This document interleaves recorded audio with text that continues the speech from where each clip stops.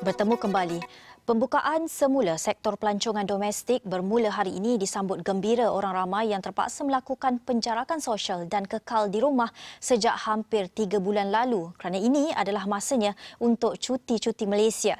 Bagi pemain industri, ini seakan nafas baru selepas teruk terjejas akibat pandemik COVID-19.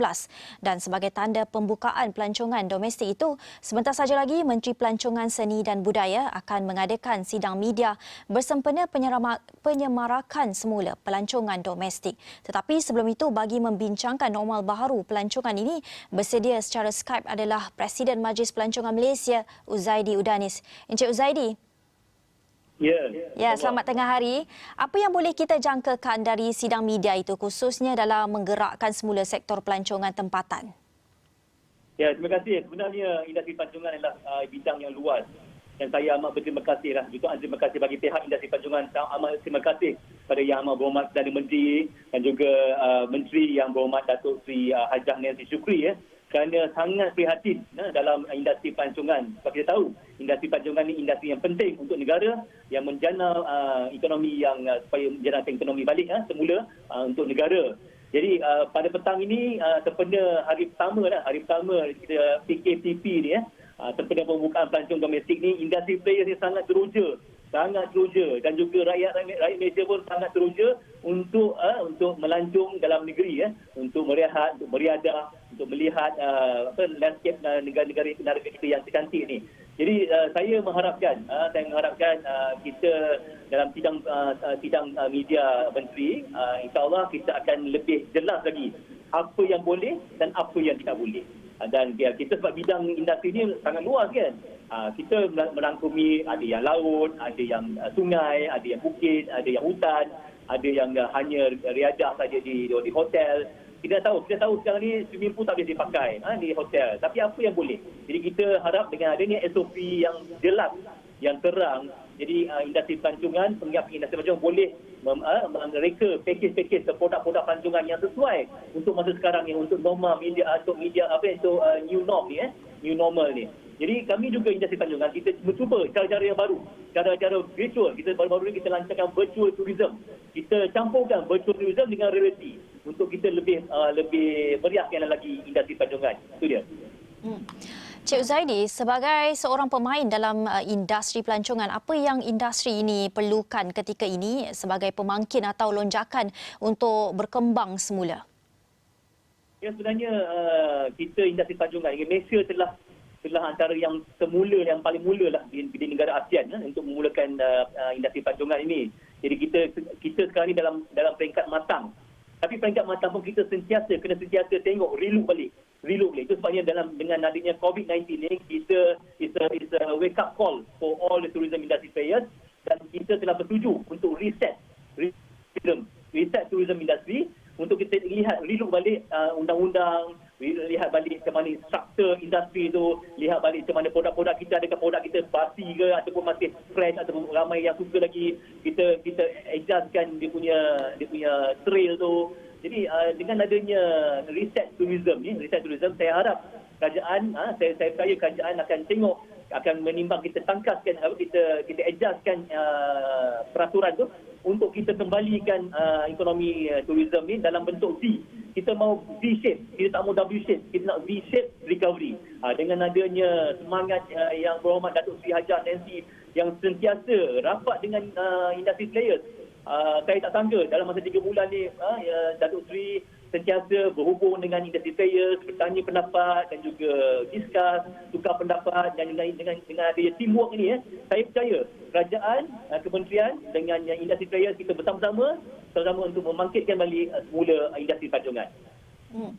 Tapi Encik Uzaidi, satu perkara yang perlu diberikan perhatian adalah di sebalik kebenaran rentas padan dan pembukaan sektor pelancongan domestik.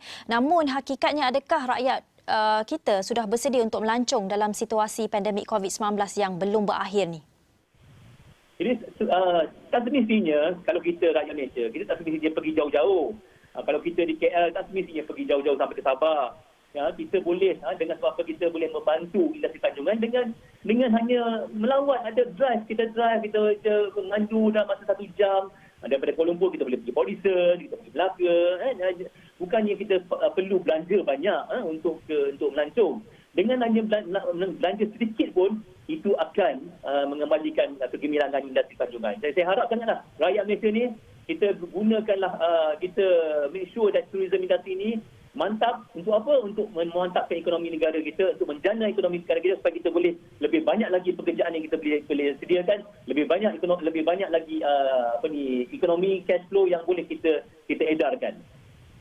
Ya, dalam masa yang sama, apa yang boleh ditawarkan oleh pemain industri pelancongan tempatan kepada pelancong-pelancong tempatan ini sebagai pendorong untuk mereka keluar dan pergi bercuti, Encik Uzaidi? Ya, selain daripada kerajaan telah memberi insentif RM1,000 kecualian cukai dengan ada macam-macam lagi pakej. Kami di industri pelancongan sangat teruja ni. Saya pun terkejut juga. Ada yang pakej-pakej yang murah-murah ni. Hotel pun murah. Dengan chalet murah, homestay yang murah, yang sangat value for added, tak pernah terjadi dalam masa 60 tahun yang kita sekarang ni kan. Kita tak sangka 5 bintang pun dengan harga yang sangat murah. Jadi inilah masa yang bagus, masa yang sesuai untuk kita rakyat Malaysia. Kita take advantage dalam keadaan sekarang ni, melancong dalam negara sambil menjana ekonomi negara. Jadi itu yang harapan kami. Walaupun tak perlu banyak pun, tapi kita belanja sedikit. Dan industri Tanjungan pun beri macam-macam pakej. Saya rasa ada yang sampai 90% untung, 90% diskaun. Jadi tak adalah ke mana-mana kalau kita duit kita belanja itu untuk kita juga, untuk ekonomi negara juga. Pada pandangan Encik Uzaidi, berapa lama mungkin jangkaan untuk industri pelancongan ini pulih seperti sebelum PKP? Saya rasa itu soalan cukup emas sebab tidak pernah terjadi pandemik sebegini begini hebat yang kita sangat terkesan. Sebagaimana kita tahu, industri Tanjungan ini adalah the first to sing and the last to float. Jadi selagi vaksin tu tidak diketemui, tidak diketemui, maka susah kita nak predict bila sampai bila. Banyak faktor yang sangkut paut dengan industri Tanjungan ni mengenai dalam masa pandemik ni. Jadi kita go on baby step by step. InsyaAllah dengan domestic tourism ni, kita boleh memantapkan lagi industri Tanjungan sebelum kita buka sempadan, sebelum kerajaan membuka sempadan, dan kita bersedia. Yang penting sekali, kita nak confident pada rakyat Malaysia, confident pada pelancong kita, supaya kita ini negara yang selamat dari COVID-19. Jadi berbagai-bagai cara yang kita SOP yang perlu kita tengok dan lihat dan perlu kita praktikkan. Jangan hanya kita nak bisnes saja, kita buat semua, kita panggil ramai-ramai orang, kita dapat terima ramai-ramai pelancong, tapi akhirnya kita ada relapse untuk virus. Kita kena step by step. Sekarang ni kita baby step, dan saya harap dengan baby step ni kita boleh mantapkan ekonomi negara kita. Dan juga kita industri Tanjungan, janganlah industri Tanjungan jangan hanya untuk hanya satu bidang saja. Kita kena tengok, lihat keadaan big picture, di mana kita boleh campurkan dengan digital, campur dengan virtual, campur dengan new produk. Itu akan mengembalikan lagi confidence ataupun minat pelancong-pelancong terutama dalam negara. Encik Uzaidi, mungkin sedikit saja, mungkin boleh rungkaikan sedikit perincian mengenai virtual tourism ketika ini, apa yang sedang dilakukan? Jadi kami telah mulakan virtual tourism dalam masa 2 minggu lepas. Alhamdulillah, saya sangat terpanjat dapat menerima penerimaan yang sangat bagus. Dan kita telah promote homestay, kita telah promote pulau-pulau di Semporna, Sabah, dan kita telah promote berbagai-bagai aktiviti batik, melukisan dengan tarian. Dan saya amat terperanjat sebab pelancong sanggup membayar.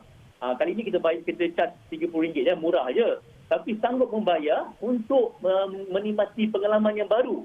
Dengan menikmati pengalaman baru ni, mereka sangat teruja nak pergi ke tempat betul. Mula-mula kita umpan dan juga pelancong juga akan dapat experience yang sangat bagus dengan berkenalan dengan local people, dengan orang kampung, dengan melalui virtual. Sebelum mereka ke tempat itu. Contohnya di Miri. Ramai yang kata bila kita buat Miri punya experience, dia kata, apa ada kat Miri? Tapi bila kita buat virtual tourism, mereka kata, saya nak pergi Miri. Saya sangat suka nak pergi Miri. Selepas PKP, saya nak ke Miri. Jadi itulah antara inisiatif kami di Tourism Production Nexus dengan industri sales untuk kita cuba mempromosikan virtual ni. Ini adalah normal baru, new normal untuk kita promote produk-produk pelancongan kita.